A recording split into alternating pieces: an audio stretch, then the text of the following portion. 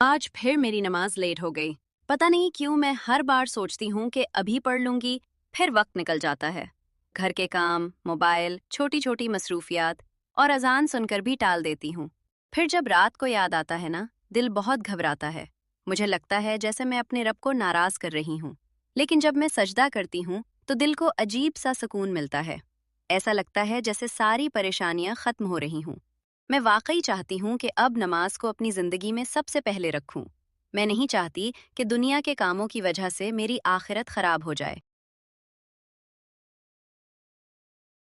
ऐसा हम सबके साथ होता है। लेकिन असल बात यह है कि हमें एहसास हो जाए, अल्लाह ताला बहुत मेहरबान है।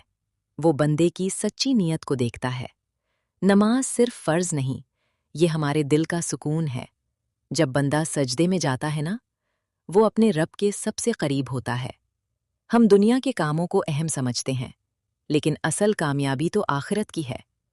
अगर हम नमाज को मजबूती से पकड़ लें, तो अल्लाह हमारी जिंदगी आसान कर देता है। बस नियत कर लो कि अब आज़ान सुनते ही सब कुछ छोड़कर नमाज पढ़नी है। यकीन करो, जब नमाज ठीक हो जाएगी ना, बाकी सब खुद ब खुद। आज फिर मेरी नमाज लेट हो गई। पता नहीं क्यों मैं हर बार सोचती हूँ कि अभी पढ़ लूंगी, फिर वक्त निकल जाता है। घर के काम, मोबाइल, छोटी छोटी मसरूफियात और अजान सुनकर भी टाल देती हूँ। फिर जब रात को याद आता है ना, दिल बहुत घबराता है।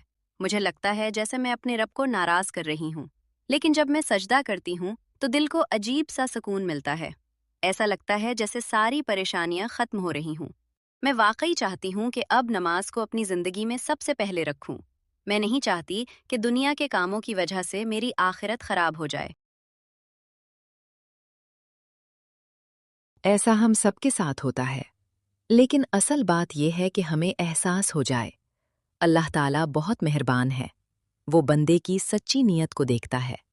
नमाज सिर्फ फर्ज नहीं, ये हमारे दिल का सुकून है।